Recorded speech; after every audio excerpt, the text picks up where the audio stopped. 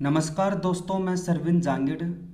दोस्तों, आज इस वीडियो में हम सीखेंगे कि मानक विचलन और माध्य विचलन कैसे निकालते हैं और मानक विचलन की सहायता से विचरण और विचरण गुणांक कैसे निकालते हैं, वो भी आज इस वीडियो में हम सीखने वाले हैं। दोस्तों, ये दूसरा पार्ट है। पार्ट फर्स्ट में हमने सीखा था कि माध्य, माध्यिका, बहुलक, परास, मानक विचलन, प्रसरण और विचरण गुणांक कैसे निकालते हैं। तो दोस्तों, अब तक आपने वो पार्ट नहीं देखा है तो इस वीडियो के डिस्क्रिप्शन में उसका लिंक मिल जाएगा, वहाँ से आप देख सकते हैं। तो आइए शुरू करते हैं। दोस्तों, आज का हमारा टॉपिक है विचलन यानी डेविएशन।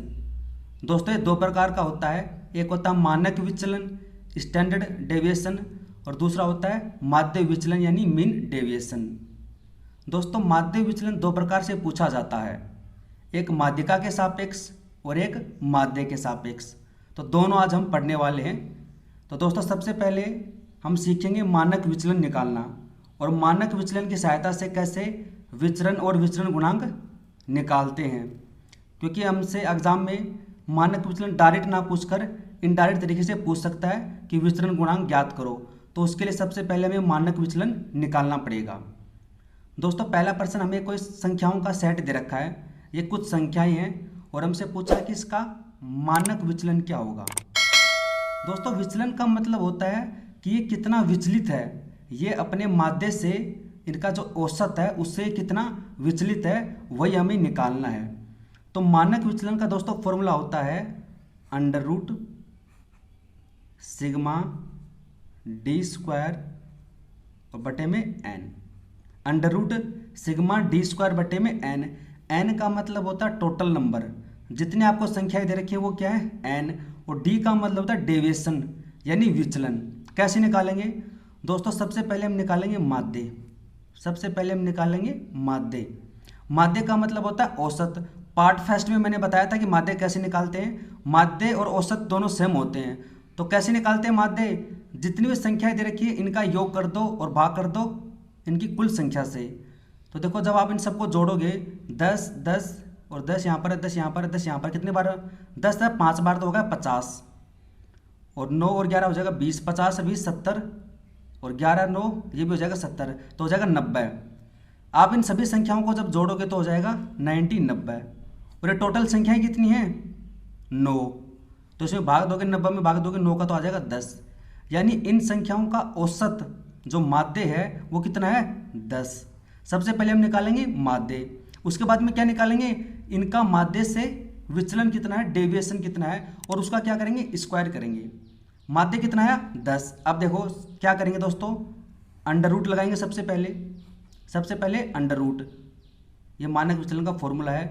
अब 10 में से माइनस करेंगे ये वाली संख्या 10 में से माइनस करेंगे 10 कितना है 0, उसका क्या करेंगे स्क्वायर, तो कोई फर्क नहीं पड़ेगा, कितना आएगा 0 आएगा। प्लस दोबारा 10 में से 10 माइनस करेंगे 0, उसका स्क्वायर करेंगे तो 0। 10 में से माइनस करेंगे 9, कितना बचा 1, 1 का स्क्वायर करेंगे तो 1।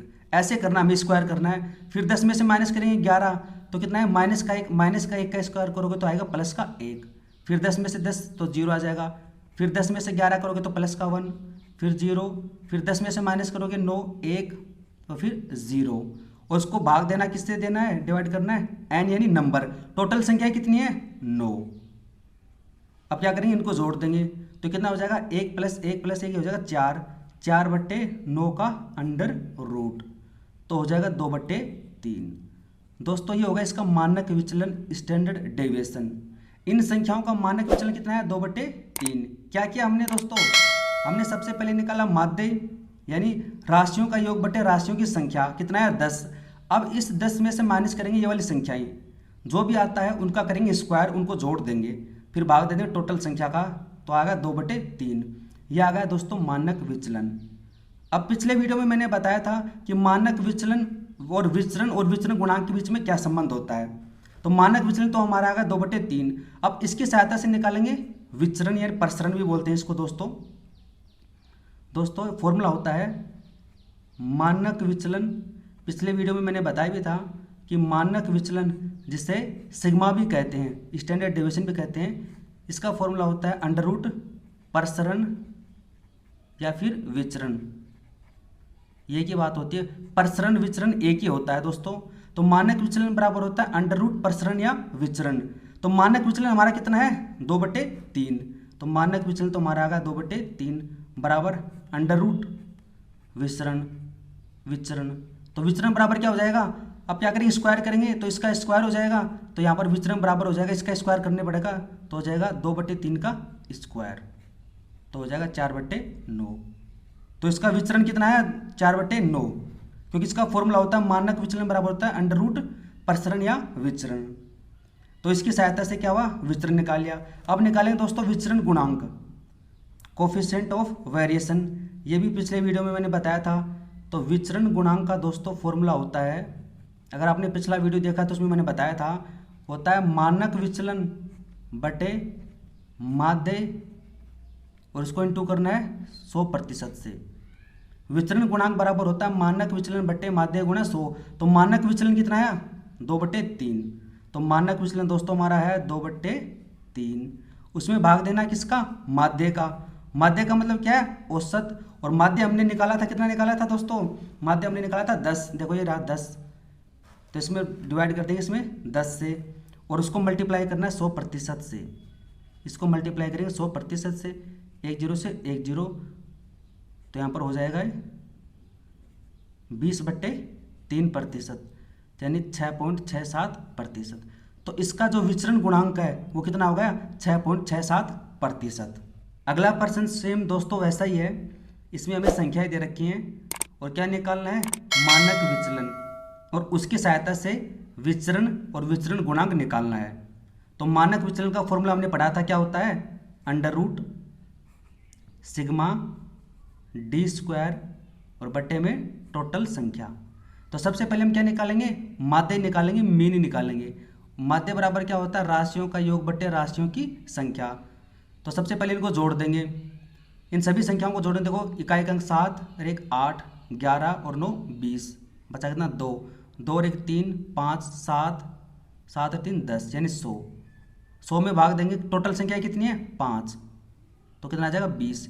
यानी इसका जो माध्य है वो दोस्तों कितना है 20 है। अब क्या करेंगे इसके माध्य में से इनको माइनस करेंगे, सेम वही है। तो 20 में से माइनस करेंगे 19, तो कितना बचा 1, उसका कर देंगे स्क्वायर। यहाँ पर क्या दे रखा है स्क्वायर, प्लस 20 में से माइनस करेंगे 23, कितना बचा 3, माइनस का उसका स्क्वायर करेंगे तो प्लस का 9, क्योंकि माइनस का स्क्वायर करते हैं तो प्लस का ही आएगा। फिर 20 में से माइनस करेंगे 21, तो प्लस का 1, 20 में से माइनस किया 20 तो 0, और 20 में से माइनस किया 17, तो 3 3 का स्क्वायर 9, और उसको डिवाइड करना टोटल संख्या कितनी है 5। तो 9 और 9 18, तो 20, तो कितना आ जाएगा 20/5। तो काटेंगे तो कितना आ जाएगा 4, तो 4 का अंडर रूट कितना होता है 2। तो दोस्तों इसका मानक विचलन कितना हो गया 2। और मानक विचलन दोस्तों हमेशा पॉजिटिव आएगा, इसमें नेगेटिव कभी नहीं लेना है, क्योंकि √4 का मान होता है +-2, तो हमें प्लस का ही लेना है, पॉजिटिव लेना है। तो मानक विचलन कितना है 2। अब विचरण प्रसरण बराबर क्या होता है, अभी हमने पढ़ा था कि विचरण और प्रसरण बराबर क्या होता है मानक विचलन का स्क्वायर। तो इसका स्क्वायर करेंगे 2 का स्क्वायर हो जाएगा 4, क्योंकि फॉर्मूला हमने पढ़ लिया है, पिछले वीडियो में मैंने बताया था और अभी मैंने आपको बताया था, क्योंकि ये मानक विचलन का स्क्वायर होता है। और विचरण गुणांक बराबर क्या होता है, ये भी हमने अभी पढ़ा है कि विचरण गुणांक बराबर होता है मानक विचलन बट्टे माध्य का गुणा 100%। मानक विचलन बटे में माध्य और गुणा करना 100% से। तो मानक विचलन कितना है 2 है, बटे में माध्य कितना है 20, और उसको गुणा करना किससे 100% से। 0 से 0, 2 से काटा 2, कितना हो गया 10%। यानी इसका जो विचरण गुणांक है कोफिशिएंट ऑफ वेरिएशन वह है 10%। अब है दोस्तों माध्य विचलन यानी मीन डेविएशन। अभी हमने पढ़ा था स्टैंडर्ड डेविएशन मानक विचलन, अब पढ़ेंगे माध्य विचलन निकालना। तो माध्य विचलन निकालना किसके सापेक्ष माध्य के सापेक्ष। ये 2 प्रकार से पूछा जाता है, माध्य के सापेक्ष और माध्यिका के सापेक्ष। अभी हम निकालेंगे माध्य के सापेक्ष। दोस्तों ये सेम वैसा ही है जैसे हमने वो निकाला था, बस फर्क इतना है कि इसमें ना तो स्क्वायर करना है और ना अंडर रूट निकालना है, बस सिंपल वैल्यू रखनी है। तो सबसे पहले क्या माध्य के सापेक्ष विचलन निकालना है, तो सबसे पहले निकालेंगे माध्य, और दोस्तों अभी हमने पढ़ा है कि माध्य के बराबर क्या होता है, राशियों का योग बटे राशियों की संख्या। तो इनको जोड़ दो, 10 3 13, 4 17, 27 34 और ये हो जाएगा 39 और 10 49, 49। टोटल संख्याएं कितनी है 7। तो डिवाइड करेंगे तो कितना आ जाएगा 7। तो दोस्तों माध्य कितना हो गया 7। हमें क्या निकालना है, माध्य के सापेक्ष माध्य विचलन। तो माध्य तो हो गया 7। अब 7 के सापेक्ष ये कितनी विचलित हैं। फॉर्मूला होता है दोस्तों, माध्य विचलन का फॉर्मूला होता है सिग्मा डी बटे में एन। ना तो यहाँ पर अंडर रूट लगाना है, ना यहाँ पर स्क्वायर करना है, बस हमें सीधा सिग्मा डी बटे एन निकालना है। और यहाँ पर जो वैल्यू आएगी वो पॉजिटिव रखनी है, नेगेटिव नहीं रखनी है। तो 7 में से माइनस करेंगे 3 तो कितना बचा 4, तो प्लस का 4। 7 में से माइनस करेंगे 10 तो कितना माइनस का 3, लेकिन हमें तो प्लस का लेना है, माइनस तो लेना ही नहीं है। फिर 7 में से माइनस करेंगे 4 तो कितना 3, फिर 7 में से माइनस करेंगे 10 तो 3, प्लस का लेना माइनस का नहीं लेना। 7 में से माइनस किया 7 तो 0, 7 में से 5 तो माइनस का 2 प्लस का लिखना है, और 7 में से क्या 10 तो 3। टोटल संख्या कितनी है 7। तो कितना हो गया 4 3 7 10 13 15 18, 18 बट्टे 7। दोस्तों माध्य विचलन कितना होगा इसका, मीन डेविएशन 18 बटे 7 माध्य के सापेक्ष। ये हो गया माध्य के सापेक्ष माध्य विचलन। अब है माध्यिका के सापेक्ष यानी अराउंड मीडियन। सेम फॉर्मूला है दोस्तों, वही है सिग्मा डी बटे में एन। बस फर्क क्या है, यहाँ पर माध्यिका के सापेक्ष पूछा, मीडियन के सापेक्ष। तो क्या करेंगे, सबसे पहले निकाल लेंगे माध्यिका और फिर माध्यिका निकाल के इसको माइनस कर देंगे। तो माध्यिका कैसे निकालते हैं, पहले वीडियो में मैंने बताया था। माध्यिका निकालने का फॉर्मूला ये होता है, सबसे पहले क्या करेंगे, संख्याओं को आरोही क्रम में लिखेंगे, बढ़ते हुए क्रम में। तो सबसे छोटी संख्या क्या है 3, उसके बाद में क्या है 6, उसके बाद में क्या है 8, 12 है, 15 और 18। सबसे पहले संख्याओं को लेंगे बढ़ते हुए क्रम में। माध्यिका का मतलब होता है बीच का अंक, यानी इन संख्याओं में बिल्कुल बीच का अंक निकालना है। तो बीच का अंक कैसे निकालते हैं, यहाँ पर संख्याएं क्या है 1 2 3 4 5 6, यानी सम संख्याएं हैं। तो जब सम संख्याएं होती हैं तो कैसे निकालते हैं, n बट्टे 2 प्लस n बट्टे 2 प्लस 1 संख्या, और उसमें भाग देते हैं 2 का। मतलब टोटल संख्या कितनी है 6 में भाग दोगे 2 का तो कितना 3, यानी तीसरी संख्या और उसमें एक जोड़ दो चौथी संख्या, उसके योग करके भाग दे देंगे 2 का, वही हमारी क्या होगी माध्यिका। नहीं समझ में आया तो आप पार्ट फर्स्ट देख ले, उसमें मैंने बताया कि कैसे कैसे निकालते हैं। टोटल संख्या 6, तो इसमें से बीच की संख्या लेनी है। तो बीच की संख्या कौन सी होगी, तीसरी और चौथी, यानी इसके इधर भी 2 संख्या, इसके इधर भी 2 संख्या, इनको जोड़ दो। 12 और 8 20, और 20 में भाग देंगे 2 का तो कितना आ जाएगा 10, यानी इसकी जो माध्यिका वो कितनी होगी दोस्तों 10 हो गई। इसकी माध्यिका हो गई 10। अब इसके सापेक्ष विचलन निकालेंगे 10 के सापेक्ष। तो 10 में से माइनस किया 3 तो कितना है 7, 10 में से माइनस किया 12 तो 2, 10 में माइनस किया 6 तो 4, प्लस का लेना माइनस का नहीं लेना। फिर 10 में से 8, फिर 18 और फिर 5। टोटल संख्या कितनी है 6। यहाँ पर ना तो अंडर रूट करना ना स्क्वायर करना है। मानक विचलन में अंडर रूट और स्क्वायर दोनों करते हैं, माध्य विचलन में ना तो अंडर रूट करते हैं ना स्क्वायर करते हैं, बस वैल्यू प्लस के लेते हैं। 7 और 2 9, 9 और 4 13, 15 23 और 28, 28 बटे में 6, तो 14 बटे 3, ये इसका मान हो गया, यानी माध्यिका के सापेक्ष माध्य विचलन। तो दोस्तों इस प्रकार से हम ऐसे प्रश्न को बड़ी आसानी से सोल्व कर सकते हैं। दोस्तों अगर आपको वीडियो पसंद आया है तो कमेंट सेक्शन में कमेंट करके ज़रूर बताना। वीडियो देखने के लिए धन्यवाद। Thank you so much.